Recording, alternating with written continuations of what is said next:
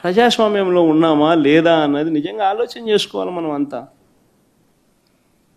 ఇలాగొచ్చే నష్టపోయింది. ఆడే సినిమా డైలాగులు రాసుకున్నాడు, పాట పాడితే పాడినాడు, డైలాగులు కొడితే కొట్టినాడు. ఇలాగొచ్చే నష్టమైంది అంటాను నేను. గుమ్మడికాయలు దొంగంటే భుజాలు తడుముకున్నట్టుగా ప్రతిదీ కూడా వాళ్ళు ఏమన్నా కానీ నిన్నే అన్నట్టుగా నువ్వెందుకు బాధపడతా ఉండవు?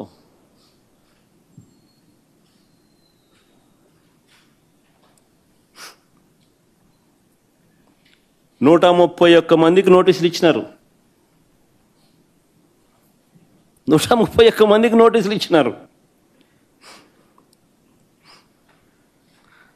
సినిమా డైలాగులను పోస్టర్లుగా పెట్టినందుకు 2 రిమాండ్కు పంపించినారు. 131 మందికి నోటీసులు ఇచ్చినారు. చంద్రబాబు గారి పేరు ఎవరు చెప్తే వారిలో ఒక్కొక్కరిని పిలిపించుకోవడం, రోజంతా కూర్చోబెట్టుకోవడం, వేధించడం.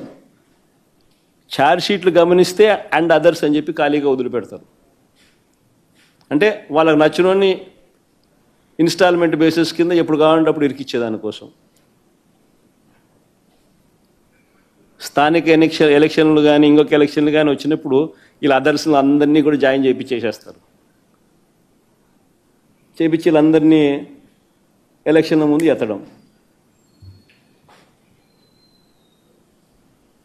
ఎందుకు ఇంత కుట్రలు చేస్తూ ఉండరు? ప్రజాస్వామ్యంలో మంచి చేసి ప్రజల మనసులను గెలుచుకొని పాలన చేయాలి.